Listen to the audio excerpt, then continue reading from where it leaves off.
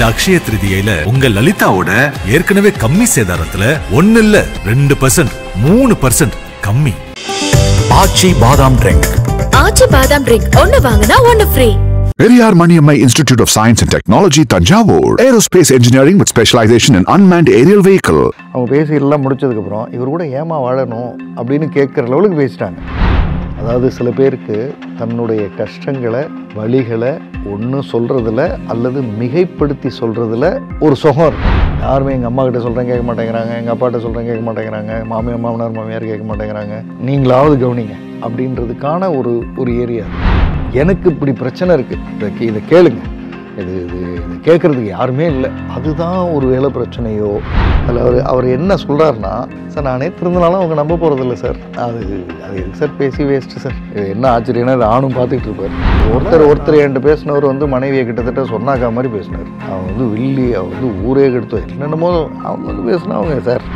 தான் சரின்றதை பில்ட் பண்ணிகிட்டே வருவாங்க, அல்லது அவன் இருக்கிறதுலே ஒஸ்ட்டுன்னு பில்ட் பண்ணிகிட்டே போவான்.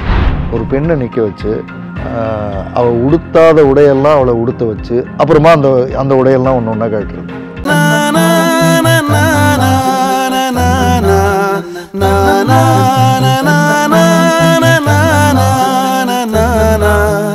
நக்கீர நேயர்களுக்கு வணக்கம். மனங்கள் வெர்சஸ் மனிதர்கள் = கதைகள் அப்படின்ற தொடரில் வந்து திரு ஜெய்சன் அவர்கள் அவங்க கொடுத்த கவுன்சிலிங் பற்றி தொடர்ந்து நம்மள்ட்ட பேசிட்டு வராங்க. இன்னைக்கும் ஒரு கவுன்சிலிங் பற்றி தான் பேச அணைஞ்சிருக்காங்க. சார் வணக்கம். வணக்கம். நேரத்துக்கு ரொம்ப நன்றி. இன்னைக்கு என்ன கவுன்சிலிங் பார்க்க போகிறோம் sir? What you see may not be what you see, what you hear may not be what you hear, what you feel may not be what you feel அப்படின்னு நாங்கள் வந்து டெக்னிக்கலாக NLPயில் சொல்லிகிட்டே இருப்போம். அதாவது உங்கள் பார்வை உலகமாகாது, நீங்கள் கேட்டது உண்மையாகாது அல்லது பொய்யாகாது, நீங்கள் உணர்ந்தது நடந்திருக்க வாய்ப்பில்லை அல்லது அதற்கு மேலும் நடந்திருக்கக்கூடும். அதனால் மேப் இஸ் நாட் த டெரிட்டரின்னு சொல்லுவோம். இந்த 3 பேலன்ஸ் ஆகாது, வேற என்னமோ இருக்கும். ஆனால் நமக்கு புரிந்த அளவில் இதுதான் அப்படின்னு நினச்சிருவோம். ஒரு அம்மா வராங்க, கவுன்சிலிங் வந்து உட்காடுறாங்க, கணவரை பற்றி பேசுகிறாங்க. அதாவது இப்படி ஒரு கணவர் கூட நான் அவங்க பேசி முடித்ததை பற்றி உங்களுக்கு சுருக்கமாக சொல்லணுன்னா, அவங்க பேசி எல்லாம் முடித்ததுக்கப்புறம் இவர் கூட ஏமா வாழணும் அப்படின்னு கேட்குற லெவலுக்கு பேசிட்டாங்க. கேரக்டர் சரியில்லை, ட்ரிங்க்ஸு, அது இதுன்னு ஒன்று ஒன்றா எல்லாம் அவர் வந்து ஓவராலாக ஒரு, அதாவது அருவருப்பான தீண்டத்தகாத ஒரு மனுஷ ஜென்மமே இல்லாத அந்த அளவுக்கு போய்ட்டு. ஆமாம், கடைசியில் அவர் வரவும் மாட்டார். எதுக்கு கவுன்சிலிங்க்கு வரவும் மாட்டார். இப்போ சொல்லுங்கள் என்ன பண்ணுறது அப்படின்னு அவங்களாவே சொல்கிறாங்க அப்படின்றாங்க. அது இந்த கவுன்சிலிங்க்கும் வரமாட்டார் அப்படின்னும் போது தான் இவங்க பேசுகிறது வந்து எனக்கு இப்போ ஒரு கொஞ்சம் இல்லை உண்மை மாதிரி தெரிஞ்சாலும் உளவியலாக இதுக்கு பின்னாடி ஒரு பிரச்சனை இருக்குது. அவர் வரமாட்டார், நீங்கள் இவ்வளவும் பேசுகிறீங்க, இப்போ என்ன பண்ணுறது அப்படின்னு கேட்குறது இருக்குல்ல. அது வந்து ஒரு பக்கம் ரியலாக சார் அவர் வரமாட்டார் சார், நான் என்ன தான் சார் பண்ணுறதுன்னு கேட்குறது ஒன்று.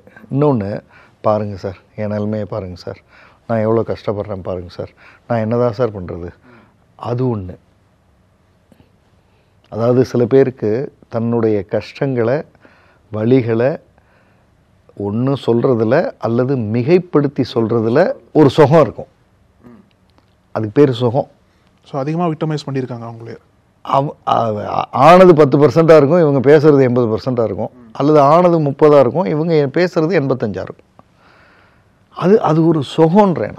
அதாவது அரைஞ்சார் பாருங்க சார், என் வாழ்க்கையிலே அப்படி என்னை யாரும் அரைஞ்சதில்லைன்னு அந்த அரையிறதை பற்றி ஒரு 15 நிமிஷம் பேசினா தான் அவங்களுக்கு ஒரு, அப்புறம் நான் போய் ஐஸ்லாம் வச்சு அப்புறம் டாக்டர்கிட்ட போய் காமிச்சு அது வேறு என்னமோ இந்த இடத்துல ஒரு மாதிரி ஆகி அப்படின்னு அது பேசணும் அவங்களுக்கு. அது கஷ்டம்தான், இல்லைன்னு சொல்லலை நான். அதாவது கவுன்சிலிங் அப்படின்றதுக்குள்ளேயே இருக்கிற நுணுக்கங்களுக்குள்ளே போகிறோம் நாம் இப்போ. சார் அதுக்கு முன்னாடி சார், இந்த மிகைப்படுத்தி பேசுதல் அதுக்கு என்ன காரணமாக இருக்கும்? பேசிக்க என்ன கவனி, நான் கஷ்டப்படுறேன், யாருமே கவனிக்கல, நீயாவது கவனி. யாருமே எங்கள் அம்மா கிட்ட சொல்கிறேன் கேட்க மாட்டேங்கிறாங்க, எங்கள் அப்பாட்ட சொல்கிறேன் கேட்க மாட்டேங்கிறாங்க, மாமனார் மாமியார் கேட்க மாட்டேங்கிறாங்க, எங்கள் அண்ணன்ட்ட சொன்னேன் கேட்க மாட்டேங்கிறாங்க, நீ சரியில்லைன்றவாங்க எல்லாரும், நீங்களாவது கவனிங்க அப்படின்றதுக்கான ஒரு ஏரியா அது. அதான அப்படி போக போக ஒரு மன ரீதியான நோயாக கூட மாற வாய்ப்பு இருக்கா சார்?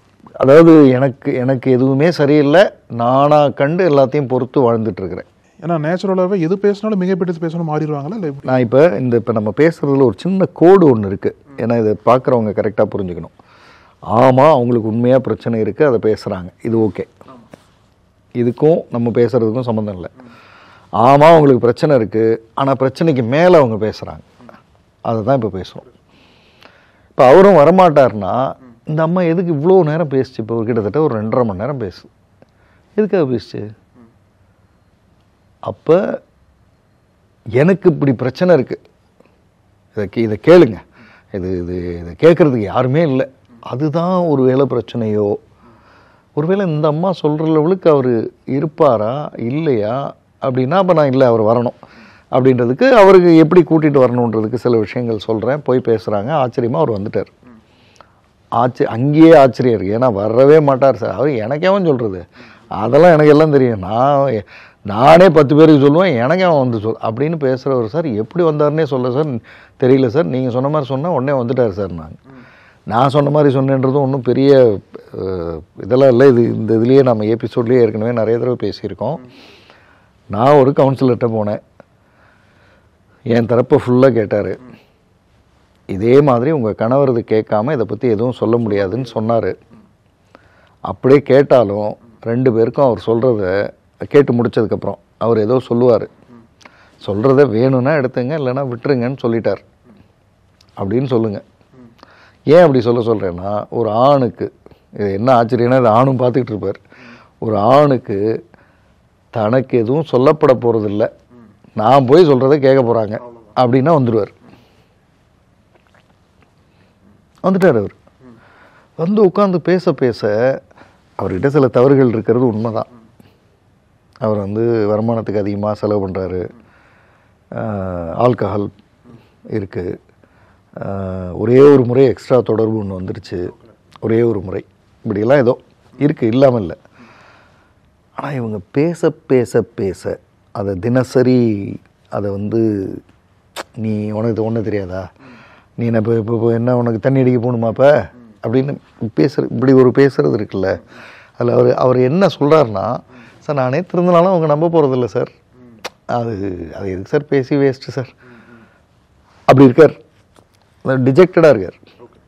இப்போ நான் நல்லா வந்தாலும் அவங்க அதை ஒன்றும் ஹானர் பண்ண போகிறதில்ல. அவங்க ஆல்ரெடி ஒரு டெசிஷனுக்கு வந்துட்டாங்க. ஆமாம், நான் தப்பு பண்ணுறேன், நான் திருந்தணும்னு கூட நினைக்கிறேன், ஆனால் அவங்க நடந்துக்கிறத பார்த்தா இப்போ திருந்தி என்ன ஆக போகுது, அப்படி இருக்கேன் நான்.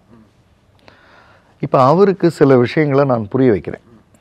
இதை நீங்கள் இப்படி எல்லாம் யோசிக்கலாம் இல்லையா அப்படின்னு புரிய வைக்கிறேன். புரிய வைக்கும்போது அவர் அது தயாராகிறார். ரைட் சார், நான் மாறலாம், நீங்கள் சொல்கிறது கரெக்ட் தான், இவங்களுக்காகன்னு நான் பண்ணாமல் எனக்கு குழந்தை இருக்குது, அதெல்லாம் யோசிச்சா கரெக்டு அப்படின்னு மாறணுன்றார். ஒரு 7-8 months போகுது. இதே லேடி உட்காந்து பேசுகிறாங்க. இந்த தடவை ஒரு 10 நிமிஷம் தான் பேசுகிறாங்க, அதுக்கு மேலே பேசலை.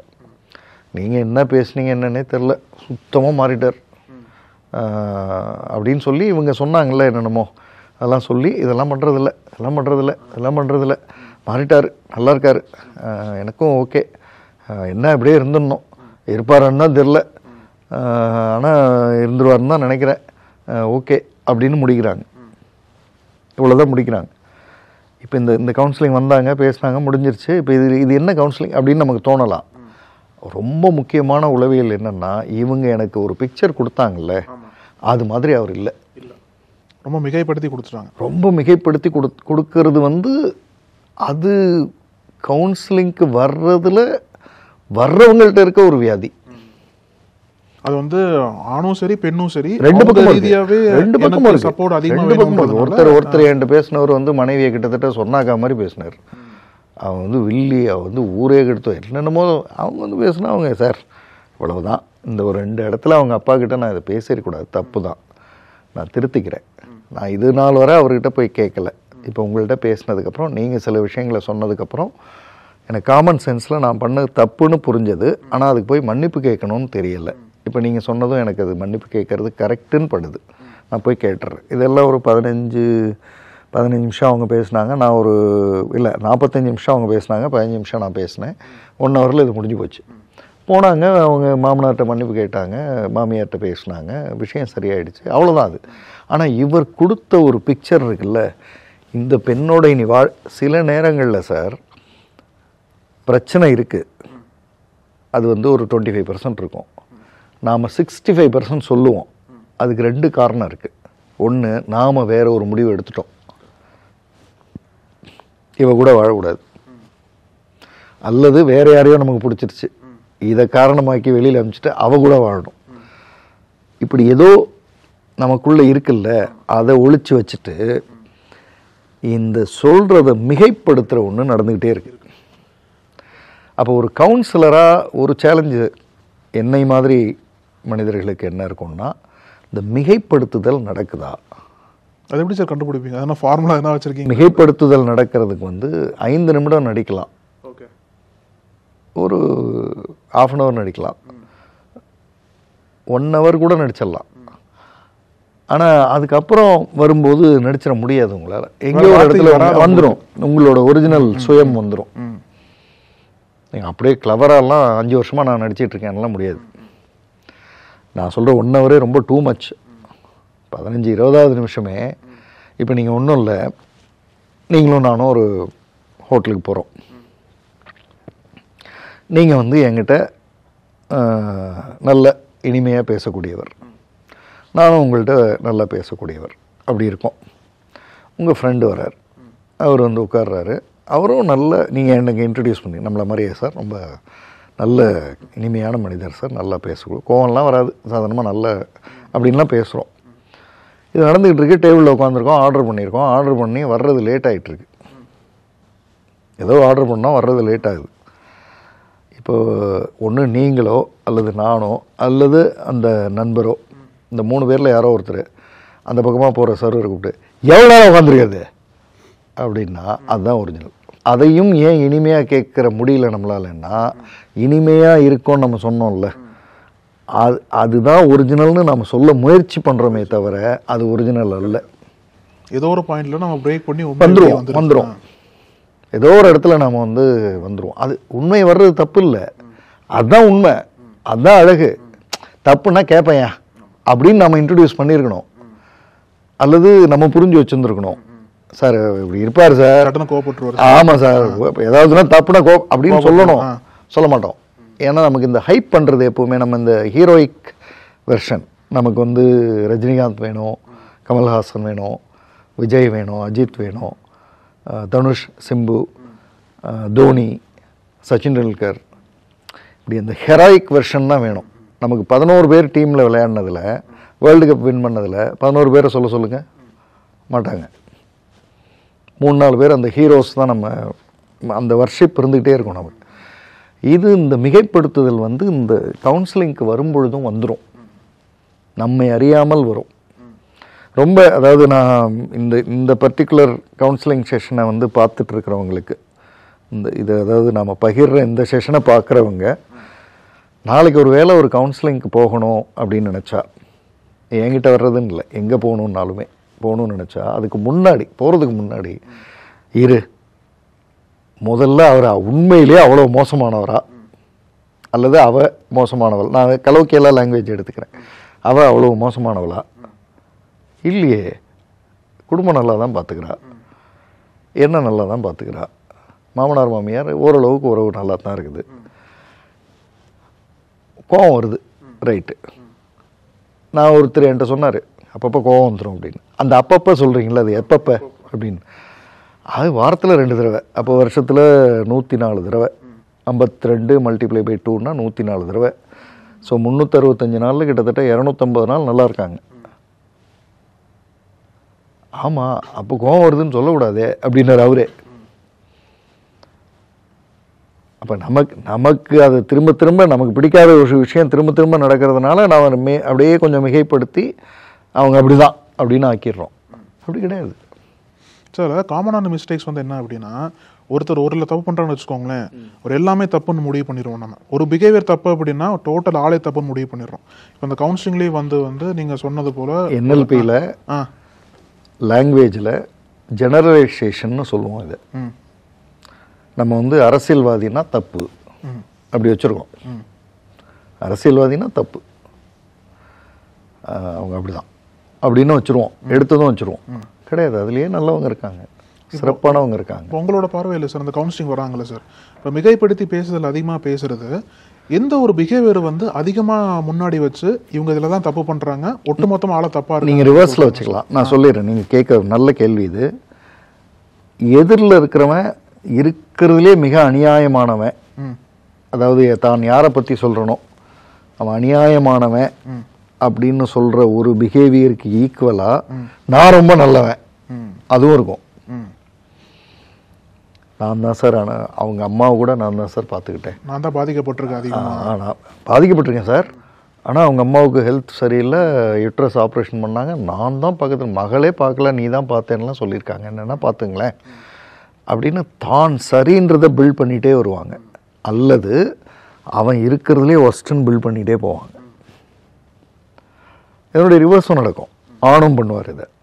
நான் வந்து சார் இப்போ என் ஃப்ரெண்ட்ஸ்லாம் வந்து தண்ணி அடிக்க போவாங்க சார், நான்லாம் போக மாட்டேன் சார் அப்படின்னு இவர் பில்ட் பண்ணிகிட்டே வருவார். அவங்கள வந்து கிட்டத்தட்ட ஏதோ இன்னொரு அஃபேர் இருக்கிற மாதிரி கொண்டு போயிடுவார் அவங்கள. ஆனால் பேசினா 2 பேருமே இது இல்லைன்னு இருக்கும். அவங்க நல்லவங்க, இவரும் நல்லவர். இவர் நல்லவர்னா இவர் சொல்கிற அளவுக்கு நல்லவர் இல்லை, நல்லவர், தப்பு பண்ணியிருக்காரு. ஆமாம், இயல்பாக பண்ணுற தப்பெல்லாம் இருக்கும். அதெல்லாம் அவங்க கேட்பாங்க, ஒரே ஒரு தடவை போயிருந்தீங்க தண்ணி அடிக்க அப்படின்னு. இவர் ஒரே ஒரு தடவை போனேன் சார், அது பெருசாக எடுத்துக்காதீங்க சார். ஆனால் என்கிட்ட பேசுகிறப்ப கிட்டத்தட்ட ஹரிச்சந்திரன்ற மாதிரி பேசியிருப்பார். ஸோ இந்த மிகைப்படுத்துதல்ன்றது ஒரு வியாதி. மிகைப்படுத்துதல் உங்கள்கிட்ட இருக்கிறதுனால ஒழுங்காக இருக்கிற கணவன் மனைவி உறவை மிகைப்படுத்தி கொண்டு வந்து பேசிடுறோமோ, அதை ஒரு கவுன்சிலிங் செஷனாக நடத்துகிறோமோ. இப்போ நான் வந்து இந்த உளவியலை புரிஞ்சிருக்கிறதுனால இது மிகைப்படுத்துதலாக இருக்கேன்னு மிகைப்படுத்துதலை பிரேக் பண்ணுறப்ப 2 பேரும் கையை பிடிச்சிட்டு போயிடுறாங்க. பட் எல்லா கவுன்சிலரும் இப்படி இருப்பாங்களான்னு தெரியாது. மிகைப்படுத்துதலை அவங்க நம்பி இது ஒரு 5-6 செஷன் போய் கடைசியில் வந்து அவர் அது இல்லவே இல்லைன்னு சொல்லி இவங்க அதுதான்னு சொல்லி அது டிவோர்ஸ் வர கூட போகும் கடைசியில். அப்போ அந்த இடத்துக்கு போயிட வேண்டாம். அதுக்கு நான் என்ன சொல்கிறேன், நீங்கள் கவுன்சிலிங்க்கு வர்றதுக்கு முன்னாடியே உங்களுக்குள்ளேயே ஒரு செக்மேட் வச்சிங்களேன். இது உண்மையிலேயே ப்ராப்ளமா இல்லை நாம் கொஞ்சம் மிகைப்படுத்தி யோசிக்கிறோமா, எங்கெல்லாம் மிகைப்படுத்துகிறோம், 15 18ன்றோமா, -3 -9ன்னு சொல்கிறோமா. அவர் 4 நாள் தானே வீட்டுக்கு வரல, இதையே 40 வருஷமாக வராத மாதிரி பேசிகிட்டு இருக்கோம். 36 வருஷமாக ஒழுங்காக தானே இருந்தார், போன வருஷம் தானே கடை வாங்கினார், எப்போ பார்த்தாலும் கடை வாங்குறாரு சார்னு ஏன் ஆரம்பிக்கிறோம். அப்போ அவர்கிட்ட நமக்கு வேறு என்னமோ பிரச்சனை இருக்குது, அவரை நமக்கு வேறு காரணங்களில் பிடிக்கல. ஒரு மனைவி சொன்னாங்க, நான் சொன்னால் கேட்கவே மாட்டார் சார், கடைசியாக என்ன மேடம் கேட்கல அப்படின்னு. அன்னைக்கு கூட சார் அந்த ஃப்ரெண்டோட போகாதீங்கன்னு போயிட்டார் சார். போயிட்டு தண்ணி அடித்து நைட்டு லேட்டாக தான் சார் வந்தார். இப்போ நம்ம கேட்குறப்ப என்ன தோணும், ஓ கேட்க மாட்டார் போல இருக்குது. வேறு என்னமோ சொன்னாங்க, வேறு என்னமோ சொன்னாங்க, ஓ கேட்க மாட்டார் போல இருக்குன்னு தான் தோணும். ஆனால் எனக்கு தோணலை இப்படி இல்லையே, இதெல்லாம் இது எங்கேயோ அது வரலையே, வேறு எங்கேயோ என்னமோ ஒன்று, அதுதான் அனுபவம் இதில் இருக்கிறதோ என்னமோ தெரியல, என்னமோ மிஸ் ஆகுதே, என்னமோ இவங்க கேட்கவே மாட்டாங்கன்னு சொல்கிறது வேறு ஒரு டெப்த்தாக. நாங்கள் கவுன்சிலிங்க்கு போகும்போது இன்டிமெசியில் இவங்க 2 பேரும் இணையிறப்போ இவங்க வேண்டான்னு சொல்கிறத அவர் கேட்குறதில்ல. இவங்க ஏதோ ஒன்று வேண்டான்றாங்கல்ல இவங்க, அதை அவர் கேட்குறதில்ல. அந்த வேகம் அந்த வன்மம் தான் இதிலெல்லாம் வந்து அதை சொல்ல முடியாதுல்ல, அதனால் இதிலெல்லாம் சொல்லி மிகைப்படுத்துறது. ஸோ என்னென்ன பிஹேவியர்ஸில் அதிகமாக வராங்க சார்? தன்னுடைய உதாரணத்துக்கு அதிகமாக செலவு பண்ணுறாங்க, சொல் பேச்சை கேட்க மாட்டுறாங்க, அடிக்கடி வீட்டுக்கே வர மாட்டுறாங்க. இல்லை, ஜென்ரலைசேஷன் வந்து ரொம்ப ஆச்சரியமானது. வீட்டுக்கே வரமாட்டாங்க அல்லது லேட்டாக வருவாங்கன்றதை ஜென்ரலைஸ் பண்ணுவாங்க. 365 நாள் ஒருத்தன் லேட்டாக வர்றதுக்கு வாய்ப்பு இல்லை. 365 நாள் லேட்டாக வந்து 10 வருஷமாக வரான், 365 நாளும் லேட்டாக வரான்னா நான் கேட்பேன், நீங்கள் ஏன் 10 வருஷமாக பொறுத்துட்ருந்தீங்க? இல்லை சார் எல்லா நாளும் லேட்டாக வர்றது இல்லைன்னுவாங்க. அடுத்த லைனே, சரி எல்லா நாளும் வர்றதில்லை எப்பாவது தான் அப்படின்னு. அப்போ இதுக்கு முந்தின லைன் ஒன்று வந்துச்சே, அது என்னது? அப்போ ஒரு கவுன்சிலராக அந்த மிகைப்படுத்துதலை நாங்கள் உடச்சிக்கிட்டே தான் இருக்கேன். இது இது இது இது தப்பு இது தப்புன்னு உடைச்சிட்டு தான் இருக்கேன். ஆனாலும் மனிதர்கள் வந்து அப்படி அப்படி அப்படி ஒரு அந்த பின்றது செஞ்சுக்கிட்டே இருந்துடுறாங்க. அடுத்தடுத்துன்னு பின்னிகிட்டே போயிடுறாங்க. ஸோ அது வந்து கொஞ்சம் அதை பார்க்கும்போதே கொஞ்சம் கஷ்டமாக இருக்கும். ஐயோ நல்ல மனிதர் ஏன் இவ்வளவு இவருக்கு ஒரு அதாவது அவருக்கு இது எப்படின்னா சார், ஒரு மனிதரை நிற்க வச்சு அவர் முகத்தில் ஏகப்பட்ட பெயிண்ட்டை ஊற்றிட்டு அப்புறமா அதை கழுவுறது. ஒரு பெண்ணை நிற்க வச்சு அவள் உடுத்தாத உடையெல்லாம் அவளை உடுத்த வச்சு அப்புறமா அந்த உடையெல்லாம் ஒன்று ஒன்றா காட்டுறது.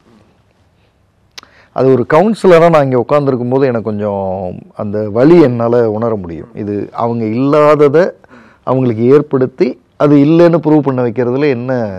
இப்போ இப்படி வைங்களேன், குடிக்காத ஒருத்தரை வந்து குடிக்கிறேன்னு சொல்லிட்டா அவன் எப்படி ப்ரூவ் பண்ணுவான்? குடிக்கிற ஒருத்தன் குடிக்கலைன்றதுக்கு என்னென்னமோ ப்ரூவ் பண்ணுவான். குடிக்காத ஒருத்தனை குடிக்கிறார் அவரு அப்படின்னு சொல்லிட்டா அவன் எப்படி ப்ரூவ் பண்ணுவான்? அவன் குடிக்கிறதே இல்லை, ஆனால் அவன் குடிக்கிறான்னு சொல்லி அங்கே போனான் அது குடிச்சிட்டு தான் வந்திருப்பான். முந்தா நாள் அதெல்லாம் கிடையாதுங்க, முந்தா நாள் குடிச்சிட்டு தாங்க வந்தாருன்னா அவன் என்ன சொல்லி ப்ரூவ் பண்ணுவான்? இதுதான் மிகைப்படுத்தலினுடைய உச்சம். நீ அந்த பொண்ணோட தான் இருந்த, இது எப்படி என்ன இல்லை அப்படி நடக்கல. ஆமாம் நடக்கலை, அப்படி ஒன்று நடக்கலை. ஆனால் இப்போ கவுன்சிலிங் ஆக்சுவலாக யாருக்கு தேவைன்னா இவங்களுக்கு தேவை, அவங்களுக்கு இல்லை, வந்தவர்கள் இல்லை. இந்த மிகைப்படுத்துதல் தான் பிரச்சனை. ஆனால் கவுன்சிலிங் வந்து ஒரு சில நீங்கள் சொல்கிறது போல் ஒரு சில டைமில் உறவுகளை உடச்சு விடவும் செய்யுதானே சார் சில கவுன்சிலிங்ஸ்லாம் வந்து?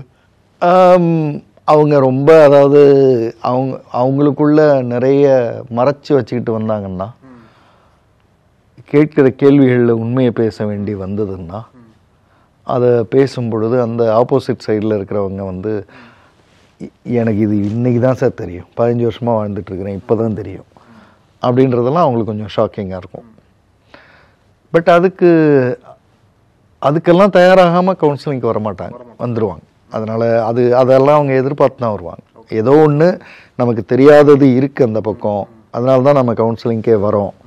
ஏன்னா இப்போ மனைவி சொல்கிறத கணவன் சொல்கிறத மனைவியும் கேட்டால் தான் எல்லாம் அங்கேயே முடிஞ்சிருது.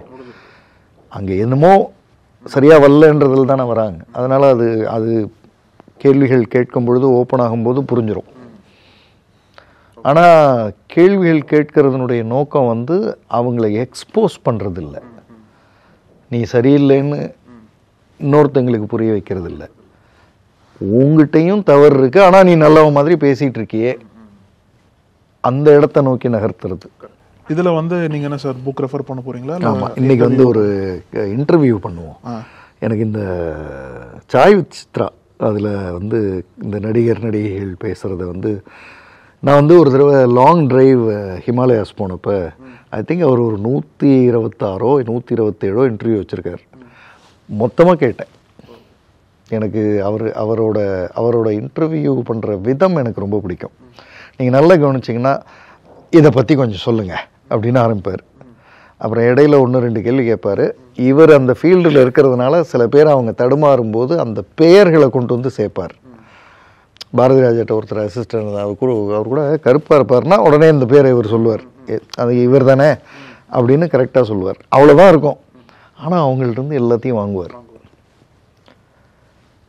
ரேவதி மேடம்க்கு அவர் ஒரு இன்டர்வியூ எடுத்திருப்பார்.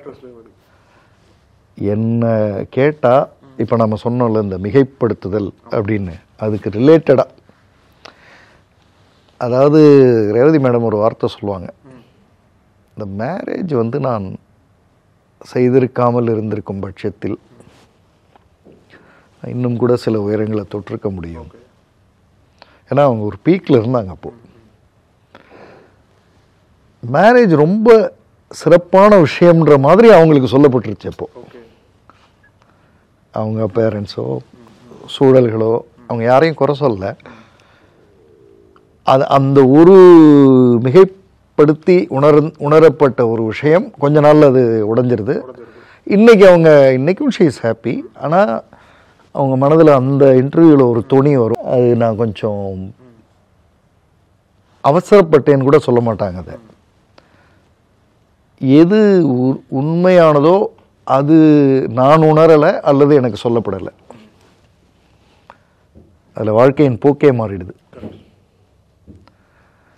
ஸோ அந்த இன்டர்வியூவை பார்த்தா அந்த ஒரு மிகைப்படுத்துதல் மாதிரி சில விஷயங்கள் நடக்கிறப்போ என்னென்னலாம் நடந்துருது வாழ்க்கையில் அப்படின்றது towards the end of the interview தான் அவங்க அதை பேசுவாங்க. அது நான் எனக்கு இன்னும் ஞாபகம் இருக்குது. நான் அதை கேட்கும்போது I was driving in Uttar Pradesh nearby, எங்கேயோ ரூரலில். நான் காரை கொஞ்சம் நேரம் லெஃப்ட் சைடில் நிறுத்திட்டு திரும்ப அதை ப்ளே பண்ணேன். அது ரொம்ப வலிமிகுந்த ஒரு ஏரியா. அது நான் நான் அந்த மேரேஜை பற்றி கொஞ்சம் ரீகன்சிடர் பண்ணியிருக்கலாமோ, இல்லை நான் ரொம்ப டூ மச்சாக கனவு கண்டுட்டேனோ, அல்லது எனக்கு கனவாக சொல்லப்பட்டதோ, நான் அதை ரொம்ப எதிர்பார்த்துட்டேனோ, இல்லை எதிர்பார்ப்பு ஏற்படுத்தப்பட்டதோ, அதில் ஒரு லைஃபே வேற பக்கம் போயிடுச்சு. அதுக்கு சரியான விடையே இருக்காது என்ன சார்? யார் மேலே தப்பு சொல்கிறது, யார் ஒன்றும் சொல்ல முடியாது இன்னைக்கு சொல்ல முடியாது. ஆனால் இப்போ இதில் கேட்குறதுலேருந்து பீப்புள் கேன் பிகம் காஷியஸ். அதாவது இதில் உண்மை என்ன, எங்கே கொஞ்சம் மிகைப்படுத்துகிறோம், இந்த மிகைப்படுத்துறதை மட்டும் வெட்டிட்டு பார்த்தோம்னா அநேகமாக முடிவு சரியாக இருக்கக்கூடும். அவ்வளோதான். ரைட் சார், நேரத்துக்கு ரொம்ப நன்றி சார். தேங்க்யூ. நக்கீரன் டிவிக்கு சப்ஸ்கிரைப் செய்யுங்கள். உங்கள் ஆதரவே எங்கள் பலம். ஆசிரியர்களுக்கு நண்பனாகவும் மாணவர்களுக்கு ஆசானாகவும் திகழும் தேர்வு வழிகாட்டி. ஒவ்வொரு பாடத்திற்கும் அனுபவமிக்க ஆசிரியர்களின் துல்லியமான தெளிவான விடைகள். CNC இருக்கு, தேர்வு பயம் எதற்கு? இது தீரன் பப்ளிஷிங் ஹவுஸ் விற்பனை வெளியீடு.